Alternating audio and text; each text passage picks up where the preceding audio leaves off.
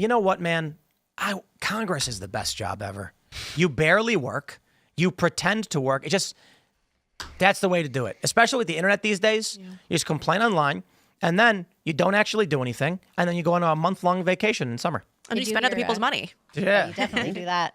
Did you hear George Santos on Tucker Carlson? I listened to a bunch of that interview because George Santos is surprisingly engaging. He basically just said what you said. He said, Congress, they don't do anything. It's basically like exaggerated high school. It's just all politics and people banging in the storage closet. That's high school. Shock me. Yeah, basically. Yeah, and it's interesting, right? Because you would assume that Santos would be up for a pardon.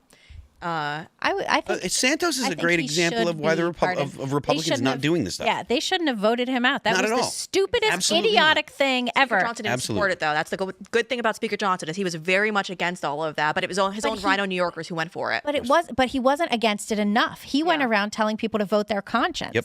And that's total trash, telling people to vote their conscience. What he should have done is said, listen, we've got this guy. He's a Republican. You might not like everything he's done with his own campaign finance, but look at half the Democrats who do the exact same stupid thing. Yeah. Just keep him in the House. Let's win. Like, why can't they just try winning?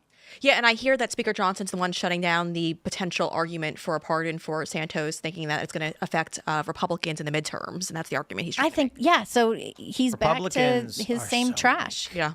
They are. They're so concerned about the opinion of the New York Times, less so about their own constituents. Yeah. You know what? I do think the media trends are going to lead to Democrat control once again, though. Just with like media's shifting towards shorts, which is going to eliminate the long form content. And this allows things like the Very Fine People hoax to become the dominant message. And there's no real way to counter it. Or like the Don't Say Gay bill. Right. So the issue is when they lie, to debunk the lie, you need to break down what the bill does to prove it. And that takes a long time. So when they claimed Donald Trump called Nazis very fine people, you'd have to show the full context and explain what Trump was talking about to break that lie. With the heavy shift towards shorts, Instagram stories, Reels, and TikTok, a lot of people aren't consuming fact-based information, and they're going to just be glued to their phones, swiping, having no idea what's really going on in this country. And maybe all they're actually trying to do in the uniparty is just weather the storm. In their mind, big tech will solve this problem.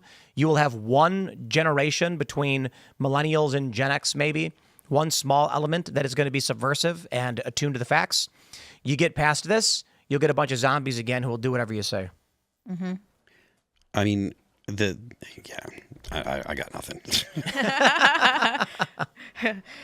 Yeah, we'll see. We'll see. I think it's going to be very interesting.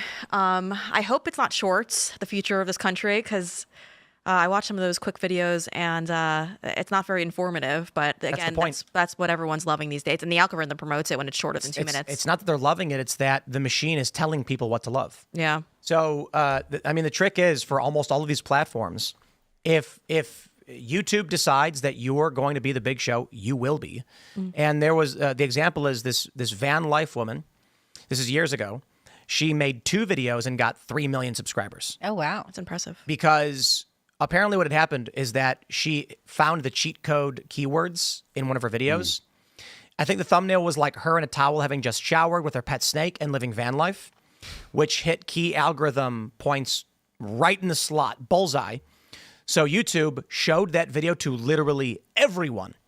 Not literally, but to 50 million people. She gained millions of subs, and it was like, what just happened? And YouTube said, oops, the algorithm made you famous. That's how the machine works. They'll just decide. Well, now it's an algorithm, but to be honest with you, there's a very similar phenomenon when it comes to like the music industry. If you're a darling in the music industry, then you will get on all of the big tours. You will get on all of the big shows. You will get put into heavy rotation at Sirius and on all the radio stations. That's the way that it's been in the music industry forever. And it doesn't. It really. I mean, to a certain degree, you have to be writing music that people want to hear. But it's marginal. You can take, there's a lot of bands out there that are very, very well known and very big that are not writing good music, and it shows in the actual spins they get on apps like Spotify and stuff like that. Like, so the idea that it's unique to YouTube, it's really not. It's something that's kind of always been when it comes to any kind of entertainment, I imagine. Thanks for checking out this clip from Timcast IRL. Make sure to watch the show live Monday through Friday at 8 p.m. Subscribe to this channel, and we will see you all there.